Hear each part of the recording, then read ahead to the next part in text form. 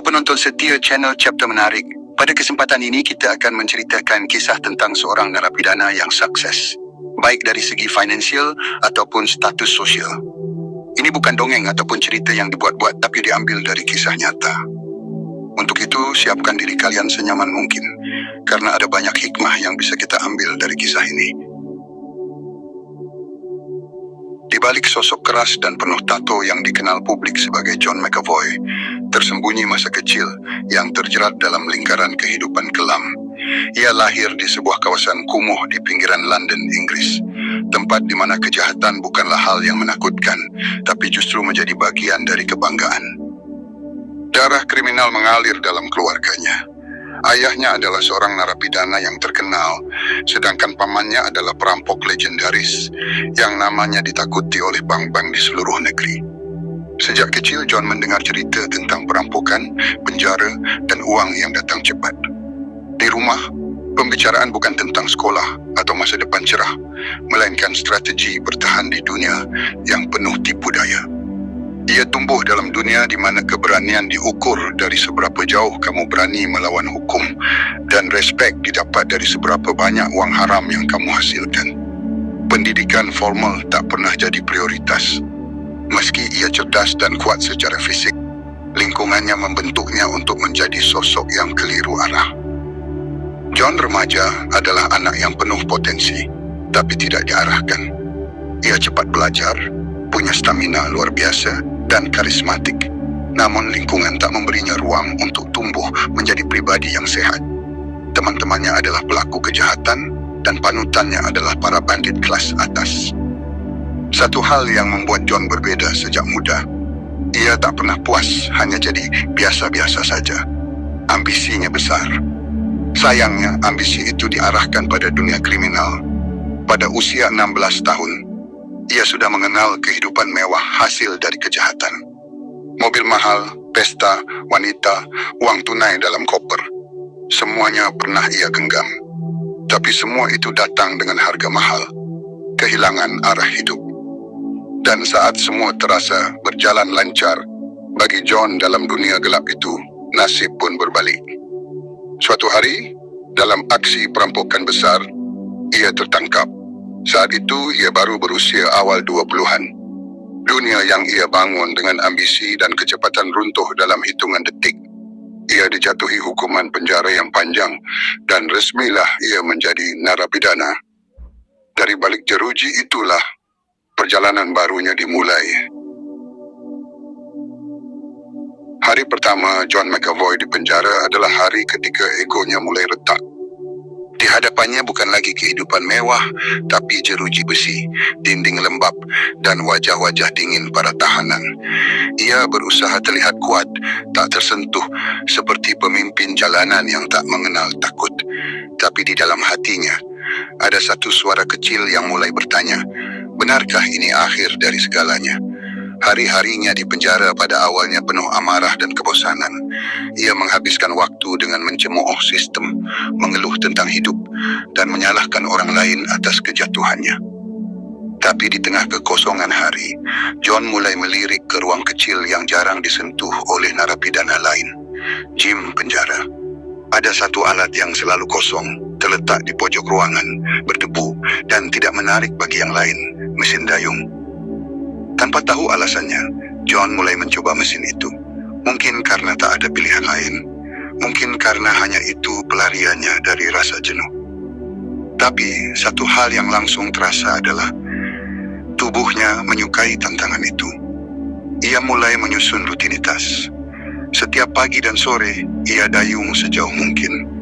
Bukan untuk mengejar siapa-siapa, hanya untuk melawan dirinya sendiri. Sampai pada suatu hari, seorang sipir penjara mendekatinya.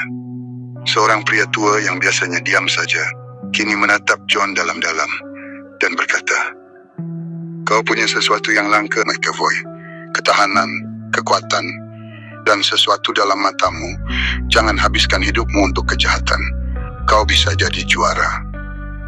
Kata-kata itu menampar John, bukan karena pujian, tapi karena ada orang yang pertama kali dalam hidupnya melihat dirinya sebagai seseorang yang punya potensi, bukan sekadar kriminal. Mulai saat itu, gairah John berubah arah. Ia mulai membaca, mencari tahu soal olahraga ketahanan. Ia pelajari teknik dayung, gizi, hingga psikologi olahraga. Dalam jeruji yang membatasi tubuhnya, pikirannya mulai bebas. Ia tak lagi mengejar pelarian. Ia mengejar versi terbaik dari dirinya sendiri. Dan tanpa disadari, langkah kecil itu, memegang mesin dayung, telah membuka pintu yang selama ini ia pikir terkunci selamanya, yaitu harapan.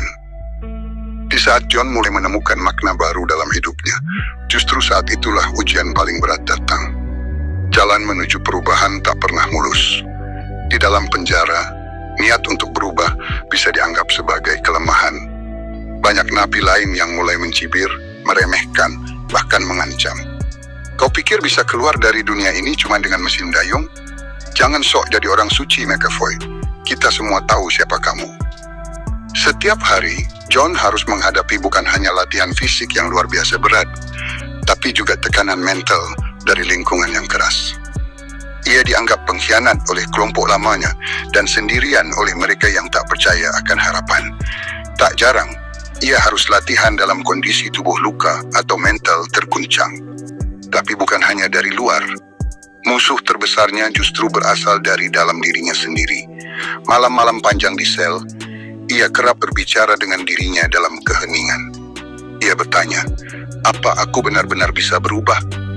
Apa dunia di luar sana mau menerima mantan perampok seperti aku? Apa ini semua sia-sia? Rasa ragu itu kadang begitu kuat, seperti rantai yang menariknya kembali ke kegelapan masa lalu. Tapi di sela semua itu, John tetap kembali ke mesin dayung. Ia menangis dalam diam, ia berteriak dalam batin, tapi tangannya tak pernah berhenti bergerak. Setiap tarikan bukan lagi soal otot, tapi soal harapan. Ia bertarung bukan lagi demi kebebasan fisik, tapi demi penebusan jiwa. Konflik lain datang saat ia mulai mencetak rekor-rekor dunia dari balik jeruji. Ya, dari dalam penjara, John McAvoy mulai mengalahkan catatan waktu atlet profesional. Tapi sistem tidak selalu memberi ruang bagi mereka yang ingin berubah. Banyak birokrasi dan aturan penjara yang menghalangi akses latihannya. Bahkan untuk sekadar mengikuti kompetisi resmi pun, ia harus berjuang keras agar diizinkan. Namun satu titik kritis benar-benar mengguncangnya. Ibunya jatuh sakit parah. Itu adalah satu-satunya orang yang masih percaya padanya tanpa syarat. John merasa remuk. Ia tak bisa menjenguk, tak bisa memeluk, tak bisa berbuat apa-apa. Ia hanya bisa berdoa dari dalam sel. Dan doa itu keluar bukan dari mulutnya, tapi dari dalam jiwanya yang terdalam. Di momen itulah John menyadari, ia tidak boleh gagal. Tidak kali ini. Tidak setelah semua yang ia mulai. Ia bersumpah pada dirinya sendiri. Jika suatu hari ia bebas, hidupnya hanya akan dipakai untuk satu hal, menginspirasi. Hari itu datang seperti mimpi. Pintu penjara terbuka, dan John McAvoy melangkah keluar sebagai manusia bebas. Tapi bukan lagi John yang dulu. Bukan lagi kriminal yang mengejar uang lewat senjata, tapi seorang pria yang membawa tekad, luka, dan keyakinan bahwa hidup kedua benar-benar ada. Namun, dunia luar tak semudah yang ia bayangkan. Ia pernah mengira bahwa begitu bebas, semua akan berubah. Tapi realitas berbeda. Dunia tak peduli berapa rekor dunia yang ia pecahkan di penjara. Label mantan narapidana masih menempel erat. Banyak organisasi menolaknya, sponsor berpaling, dan ia bahkan kesulitan mencari tempat tinggal tetap. Tapi kali ini John tidak lari. Ia tidak menyerah. Dengan sisa uang yang nyaris habis dan semangat yang belum padam, ia mengambil langkah berani, menyerahkan seluruh hidupnya untuk olahraga dan perubahan. Ia mulai bergabung dengan program olahraga ketahanan. Perlahan, kisahnya mulai terdengar. Media mulai melirik, bukan karena masa lalunya, tapi karena konsistensinya yang luar biasa. Ia dikenal sebagai The Iron Man from Prison, sosok yang menjadikan mesin dayung sebagai jembatan dari neraka menuju harapan.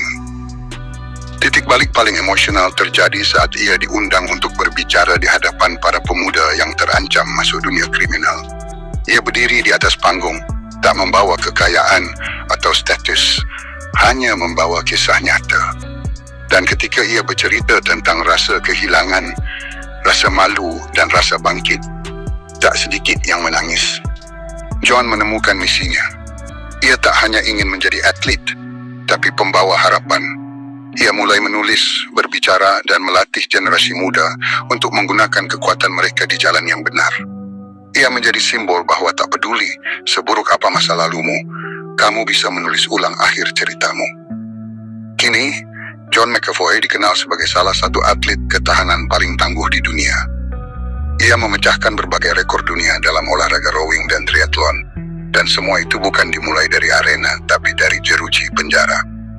Titik baliknya bukan saat ia bebas dari penjara, tapi saat ia membebaskan pikirannya dari rantai masa lalu. Dari balik jeruji besi hingga melintasi garis finish triathlon. Kisah John McAvoy bukan sekadar kisah tentang perubahan, tapi tentang kebangkitan jiwa. Ia tidak hanya membuktikan bahwa manusia bisa berubah, tapi juga bahwa manusia bisa melampaui batas-batas yang bahkan tak pernah ia sadari ada. John pernah menjadi simbol kegagalan, dikejar polisi, dipenjara, dicap sebagai penjahat. Tapi dari semua itu, ia belajar satu hal yang tak pernah ia lupakan. Kebebasan sejati bukan soal berjalan di luar tembok penjara, tapi saat kamu bisa memaafkan dirimu sendiri dan mulai mencintai hidupmu yang baru. Setiap orang punya masa lalu, tapi tak semua orang punya keberanian untuk mengubahnya menjadi bahan bakar menuju masa depan. Dari John, kita belajar bahwa kegagalan bukan akhir, tapi panggilan untuk berbalik arah. Jeruji bisa memenjarakan tubuh, tapi bukan mimpi. Siapapun kamu hari ini, kamu selalu punya pilihan untuk berubah. Ia selalu mengatakan dalam tiap wawancaranya, jika kamu bisa bertahan dengan rasa sakit, kamu bisa menyalurkannya ke hal yang luar biasa. Rasa sakit yang dulu membuatku hancur, kini membuatku hidup. John tak ingin dikenal karena rekor dunianya. Ia ingin dikenal karena ia memilih untuk tidak menyerah, bahkan saat seluruh dunia sudah menguburnya. Hidup John McAvoy adalah bukti nyata bahwa bahkan dari kegelapan paling pekat, cahaya bisa ditemukan, asal kita mau mencarinya. Dulu, ia hidup di dunia di mana kekerasan dan uang cepat menjadi jalan keluar. Ia tumbuh di lingkungan yang mengajarkan bahwa menjadi keras kepala lebih penting daripada memiliki hati.